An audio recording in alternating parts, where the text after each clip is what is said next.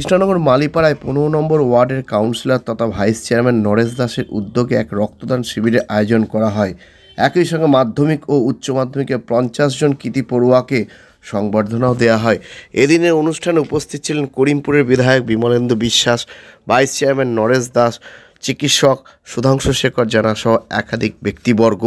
আর এ নিয়েই আজকাল আগামী বিশেষ প্রতিবেদন, কৃষ্ণনগর ১৫ নম্বর ওয়ার্ডে রক্তদান শিবির ও কৃতী পড়ুয়াদের সংবর্ধনা।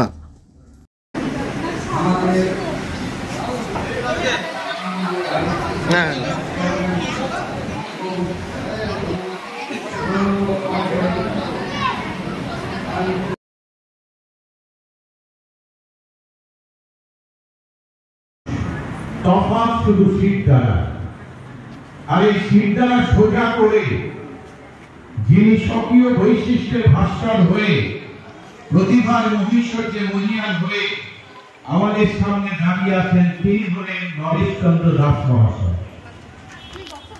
কেন এই কথাগুলো আমি দেখেছি, আমি উপলব্ধি করেছি যে একই সাথে একটা মানুষ বিভিন্ন দিকে লক্ষ্য রেখে নির্দিষ্ট স্তরে এবং নির্দিষ্ট জায়গায় পৌঁছে যান। বারংবার এটা আমার কাছে প্রমাণিত। শিক্ষা, যার ইংরেজি শব্দ হলো এডুকেশন, যেটা এসেছে ল্যাটিন ওয়ার্ড এডুকেয়ার থেকে, যার অর্থ টু ব্রিং ফোর্থ, একটা নির্দিষ্ট জায়গায় পৌঁছে দাও। যে যেখানেই থাকুক না কেন, তার মধ্যে যদি শিক্ষাটা থাকে, তাহলে সেই শিক্ষাটাকে নির্দিষ্ট জায়গায় পৌঁছে দিতে পারে, যেটা নরেশদা করেছে। তাহলে শিক্ষা সম্বন্ধে হলো, এই শিক্ষাকে কেন্দ্র করে আমরা অনেক দূরে যেতে পারি। তাই আমার ভাষায় নয়, রবীন্দ্রনাথের ভাষায় বলি, আমি ভাঙিব কজনা ধারা, আমি ভাঙিব পাষাণ কারা, আমি জগৎ কামিয়া বেলা বগাইয়া আকুল পাগল পারা, কে চালাইয়া ভুল করাইয়া রামজের মাথা ভাতা উড়াইয়া জীবনে পরাণ ধানি, শিখর হইতে শিখরে ছুটিব, ভূতল হইতে ভূতলে লুটিব, হেসে ফল কল কে কল কল তালে তালে দিব কালি।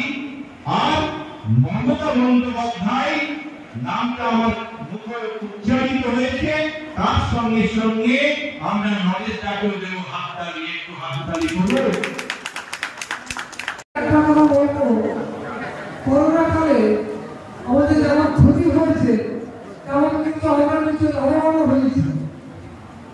কিন্তু আমরা কি করি, আমরা ভালো দিকটা নিই না, আমরা খারাপ দিকটা বেশি। এই যে অনলাইনে কিন্তু এখন আমরা যে জিনিসটা মিটিং করছি, যে অনলাইনে মিটিং করছি, এই সমস্ত জিনিসগুলি আগে ছিল না। কিন্তু যখন করোনাকালে এগুলি চালু হলো, অনলাইন সমস্ত চালু হলো, কিন্তু সেইটাকে কেন্দ্র করে ছাত্রছাত্রীরা ওইটাকে তাদের মাথায় রেখে, খারাপ সাইডটা মাথায় রেখে তারা ওই তিনটাই চাইছে, যে পরীক্ষা ক্লাস না করা, পরীক্ষায় টুকি করে পাস করবো, যেমন এখন অফলাইনে পরীক্ষা দিতে হচ্ছে, তারা